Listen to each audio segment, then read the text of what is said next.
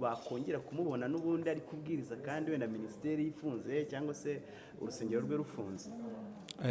Umuntu ntabwiriza kuko urusengero rufunze umuntu agira ahantu abarizwa. Minisiteri yo ifunze harimo ibintu bibiri, hariho insengero zafunzwe ariko zitakuwe mbere zikuza ibisabwa n'ubwo urwo rusengero iryo torero cyahari. Tuvye niba mfashe urugero ngo mu itora ADPR urusengero hari insengero zifunze ariko ntivuze ko ayo matora yavuyeho. Nuko urwo rusengero batemewe inyubako kuyikoresha ko iri kuzuza ibisabwa. Baba pastori n'abakristo bafite ahandi bagiye bahurizwa babasha uyu munsi gukorera umurimo w'Imana. Ariko hari n'amatorero yafunzwe kubera impamvu zitandukanye, anamburwa ubuzima gatozi kubera impamvu zitandukanye. Abo nabo iyo ko umuntu yari umupastori yari umukristo nawe yabonye ahantu yabarizwaga hatagihari ashaka ahandi ahitamo abarizwa, kuko impamvu ituma umuntu akomeza gusenga kuvuga ubutumwa ntabwo ishingiye gusa ko urusengero runaka yari afite yari arimo yasengeragamo rwari rufunguye, ahubwo ishingiye kuba muhamagaro afite kuri bwa butumwa afite. Niyo mpamvu rero muri Rwanda Shima Imana yewe niyo nta nubwo tuzaba dufite urutonde ngo dore amatora yaje n'aya ahubwo dore abanyarwanda baje gushimira Imana. Umunyarwanda wese wumva afite umutima wo kuzikana iby'Imana yakoze azaza dufatanye twese turirimbe duhimbaza Imana. Ariko by'umwihariko nk'uko warumbajije abapastori bafite insengero zafunzwe, ni buriya gushima Imana mu bihe byose no mu bihe ibintu bitabaye nk'uko twe twabishakaga mwafata nk'ambasaderi uhagarariye bakaza gushima. Wumva nta muntu uzaza gushima ngo ngiye mpagariye amatora yafunzwe, kuko tuzaba tugushima nk'abanyarwanda, tugushima nk'abanyarwanda. Ariko nemvuze ngo kanareke kuvuga ku rusengero, hari umuntu ufite business muri iyi minsi yahagaze, hari n'umuntu ufite ishuri ryahagaze.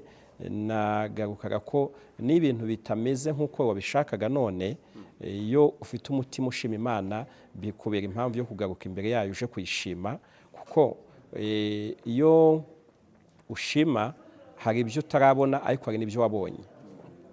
Banza uzirikane ibyo wabonye bigutera umwete n'imbaraga zo gushaka no guharanira kugira no ku bindi utarabona. Kankuye n'ikindi, iyo twagize umwanya nk'uyo gushima Imana twahuye turi benshi, hari n'igihe biguhuza n'abantu bageze ku byo uri gushaka. Muri kwa guhura nabo musenga mushima, ukaboneramo n'amakuru n'amahirwe yatuma na bya bindi nawe utarageraho ubigeraho. Ariko igikomeye ni uko impamvu zo gushima Imana nk'abanyarwanda ni nyinshi zikwiye guhurizwa hamwe. Birashoboka ko wowe hari ikibazo runaka kitarakemuka, ariko renga icyawe wenyine urebe iby'abanyarwanda byakemutse muri rusange, maze bigutere kuza kuri stade dufatanye twese gushimira Imana. Umushinga mukuru muyoboye Rwanda Shima Imana mwakwishize, ubwo ikibazo cya mbere ndibaza ngo success zanyu ni izihe mwumva mwagezeho? Ikindi cya kabiri, tugiye kubona Rwanda Shima Imana consecutively nyine bihoreho buri mwaka. Twaherukaga 2024 ibaye 2026, ariko se kuri mwebwe turayibona consecutively. Rwanda Shima Imana ubusanzwe iba buri mwaka. 2024 yabereye kuri stade Amahoro. 2025 twayikoreye mu matorero atandukanye. Uyu mwaka twashimye guhuza uburyo twakoresheje 2024 na 2025. Tugira icyumweru kimwe ibera mu matorero mu nsengero zacu zose, tugira n'icyumweru gikurikira ku itariki 9 habeho gahunda yo gushimira Imana mu matorero yacu, none kuri 16 z'ukwezi kwa 8 tugahora kuri stade. Biravuga ngo n'umwaka utaha rero nabwo tuzagira gahunda ya Rwanda Shima Imana. Uburyo tuzayikoramo nabwo tuzabibamenyesha. Uyu mwaka nibwo nagiye icyizere cyo kuyobora komite iri gutegura Rwanda Shima Imana, kandi turashimira abo turi gufatanya bose, abagize komite, abayobozi b'amatora atandukanye, abakristo muri rusange, ko tubona imyiteguro igeze ahantu heza. Turi gutegura ko n'abantu batazashobora kugira kuri stade Amahoro bazabona uburyo butandukanye bakurikiramo Rwanda Shima Imana.